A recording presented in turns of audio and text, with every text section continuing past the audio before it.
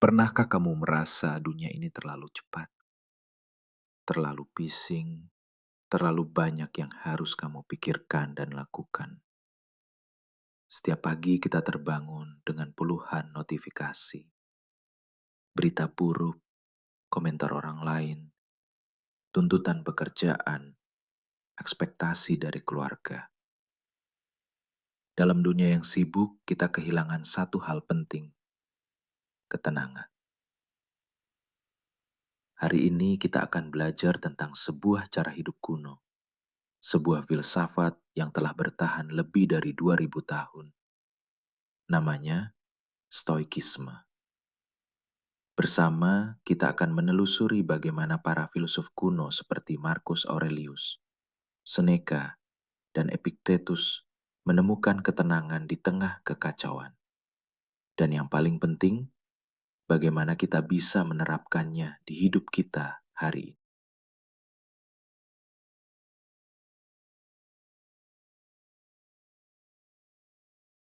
Kita hidup di dunia yang begitu bising. Semua orang berbicara. Semua orang ingin didengar. Tapi sangat sedikit yang benar-benar mendengarkan.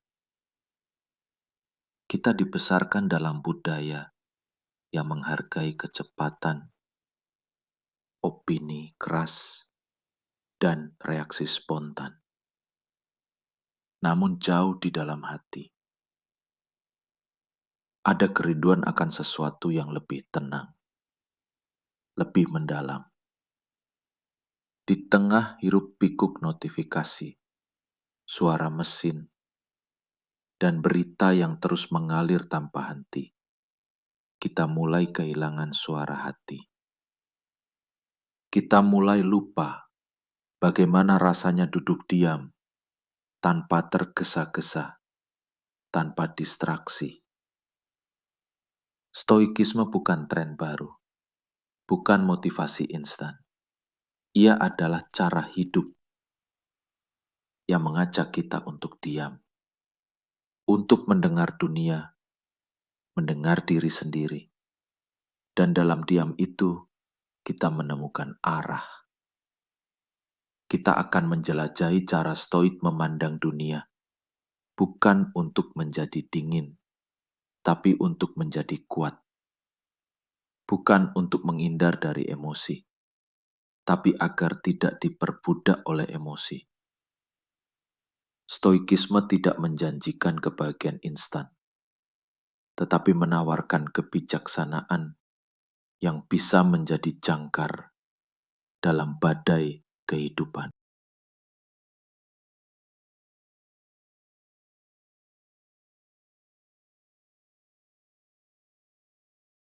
Pernahkah kamu merencanakan sesuatu dengan sempurna, tapi segalanya gagal total?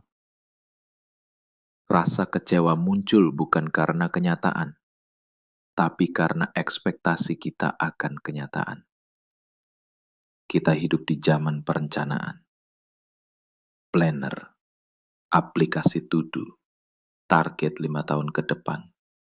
Tapi kita lupa, hidup tidak tunduk pada jadwal kita. Filsuf Stoik mengajarkan, jangan terlalu mencintai rencanamu, karena rencana bisa berubah, tapi prinsip tidak. Kamu tak bisa mengendalikan dunia, tapi kamu bisa mengendalikan bagaimana kamu berjalan di atasnya. Bayangkan, kamu sedang mendayung perahu kecil di danau yang tenang. Tiba-tiba angin kencang datang. Air mulai berombak. Kamu bisa marah karena cuaca tidak sesuai harapanmu. Atau kamu bisa memilih untuk menyesuaikan layar. Epictetus berkata, jangan berharap hal-hal akan terjadi seperti yang kamu inginkan.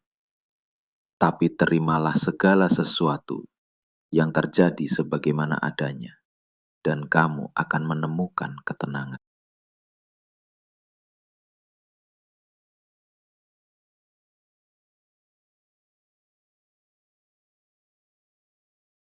Kata Marcus Aurelius, Kebahagiaan hidup tergantung pada kualitas pikiranmu, bukan pada jumlah uang di rekeningmu, bukan pada jumlah follower, bukan pada validasi eksternal. Hidupmu hari ini mungkin sangat sibuk, tapi pertanyaannya, sibuk untuk apa? Apakah kamu sibuk membangun hidup yang kamu cintai, atau kamu hanya sibuk mengikuti ekspektasi orang lain? Pernahkah kamu duduk dan memikirkan apa yang sebenarnya kamu kejar? Kita sering menjawabnya dengan karir, stabilitas, impian. Tapi kalau semua itu akhirnya menghabiskan kesehatanmu, waktumu, dan relasimu, apakah itu benar-benar penting? Stoikisme tidak meminta kita berhenti bekerja atau menjadi pasif.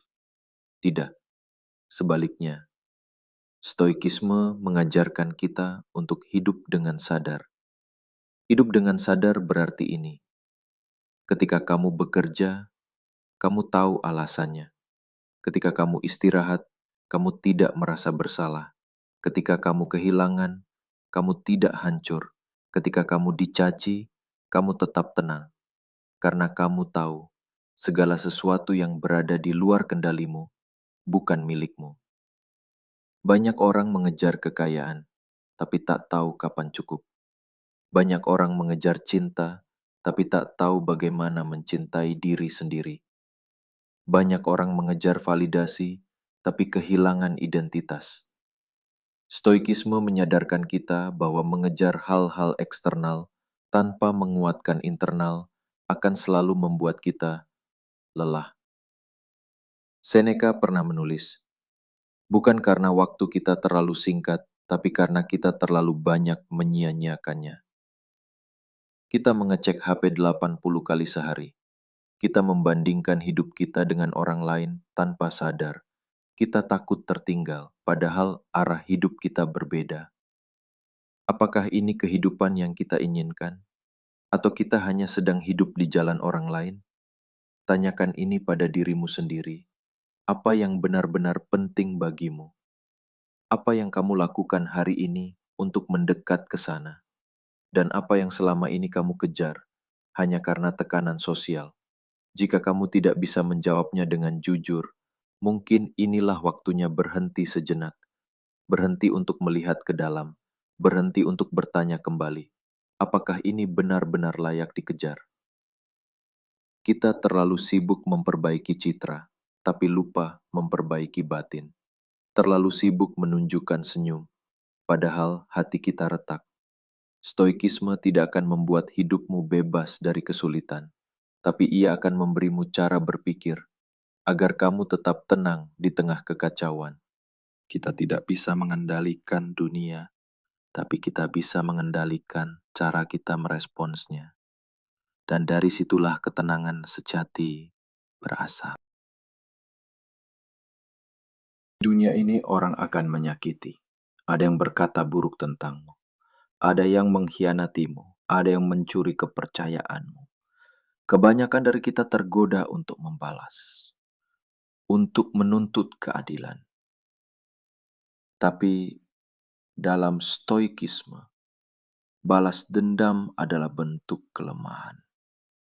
Epictetus berkata, kamu tidak bisa terluka kecuali kamu mengizinkan pikiranmu untuk menganggap itu luka. Filosofi Stoik mengajarkan kita untuk melepaskan, bukan karena kalah, tapi karena ingin bebas. Memaafkan tidak berarti melupakan, tapi berarti kamu memilih untuk tidak membiarkan luka itu memegang kendali atas hidupmu. Bayangkan kamu memegang bara api untuk dilempar ke orang lain. Siapa yang pertama terbakar? Kamu sendiri. Melepaskan adalah tindakan aktif, bukan pasif. Ya bukan berarti pasrah, tapi bentuk tertinggi dari penguasaan diri. Stoik tidak mengejar kesempurnaan. Mereka mengejar keutuhan. Keutuhan datang dari menerima kenyataan. Dari melihat hidup apa adanya. Tanpa topeng, tanpa ilusi. Mereka tidak sibuk membuktikan diri, tidak haus pengakuan, karena mereka tahu harga diri sejati adalah hasil dialog antara kamu dan hatimu sendiri. Ada sebuah kutipan dari Marcus Aurelius. Kebahagiaan hidup tergantung pada kualitas pikiranmu. Kualitas pikiran datang dari kesadaran. Kesadaran muncul saat kita berhenti mengejar dan mulai menerima. Ketika kamu bisa duduk diam tanpa distraksi dan merasa cukup, itulah momen ketika hidup benar-benar terasa penuh. Kita telah berjalan jauh malam ini, menyusuri jalan sunyi dari filsafat stoik. Tapi ingat, filsafat bukan hanya untuk dibaca, ia untuk dijalani. Besok pagi, saat kamu terbangun, cobalah satu hal kecil. Jangan buru-buru membuka ponsel. Duduk diam selama 1 menit. Dengarkan napasmu. Dan sadari, kamu masih di sini. Kamu masih punya kendali. Kamu masih bisa memilih hidup yang lebih bijak. Stoikisme bukan pelarian dari hidup. Ia adalah cara untuk hadir penuh di dalamnya. Tetap tenang, tetap sadar, tetap berjalan, karena dalam diam, kamu akan menemukan dirimu sendiri.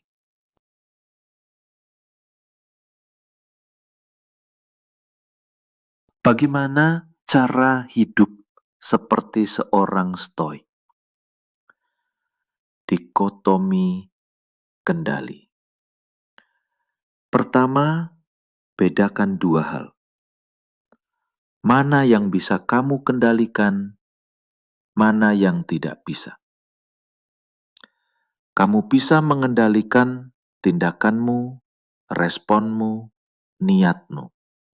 Tapi kamu tidak bisa mengendalikan opini orang lain, hasil akhir, atau masa depan. Ketika kamu mulai memisahkan 2 hal ini, kamu akan merasa lebih ringan. 2. Refleksi harian. Para stoik selalu melakukan refleksi. Di pagi hari, bayangkan tantangan yang mungkin akan terjadi. Di malam hari, tinjau kembali tindakanmu dan perbaiki besok. 3. Journaling. Stoik menulis pikiran setiap hari, membantu kita melihat pola. Apa yang membuatmu marah? Apa yang membuatmu cemas? Lalu tanyakan, apakah itu dalam kendaliku? 4. Memento mori. Ingat kematian bukan untuk takut, tapi untuk sadar. Waktu kita terbatas. Maka gunakan setiap hari dengan bijak. Marcus Aurelius berkata, jangan bertindak seolah kamu akan hidup selamanya. 5. Amor fati. Cintailah takdirmu. Bukan hanya menerima, tapi mencintai setiap peristiwa yang terjadi, baik atau buruk. Karena semua itu membentuk dirimu. Terima kasih telah mendengarkan. Sampai jumpa di episode berikutnya.